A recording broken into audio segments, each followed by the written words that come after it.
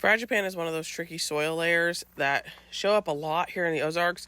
For those of you that are new or haven't heard of it before, it's basically a super dense, like brittle layer that forms anywhere 20 to 60 inches underground. Actually, there's like 50 or 60 millions of acres of land in the southeast and eastern U.S. that have Fragipan soils. It can be broken. They have broken it to increase corn yields over there as well, and some a little bit farther east than us. But it develops over long periods of time.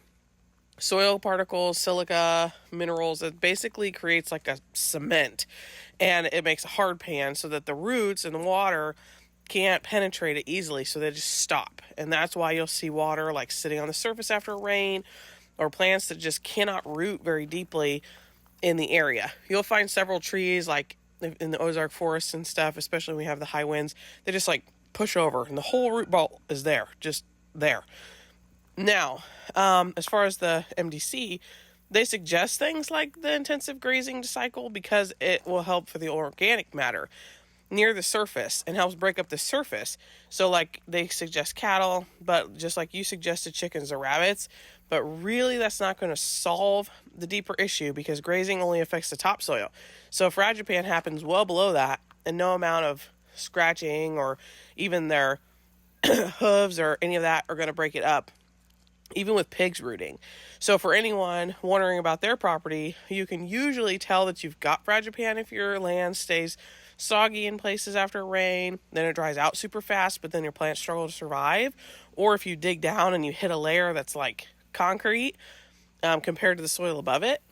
And like I said, it's very common here in the Ozarks because of the way the soils are developed, but it's more about like designing around it than trying to get rid of it, especially if you're in this whole section of the U.S. So leaning into swales, ponds, and like wetland features so that you can create those pockets so that you can save that surface water, and then you can do raised beds or hugelkultur. Then that will give the roots more depth.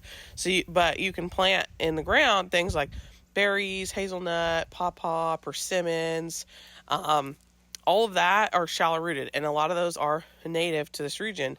But there's other things like daikon radish, chicory, comfrey, asparagus that are really deep.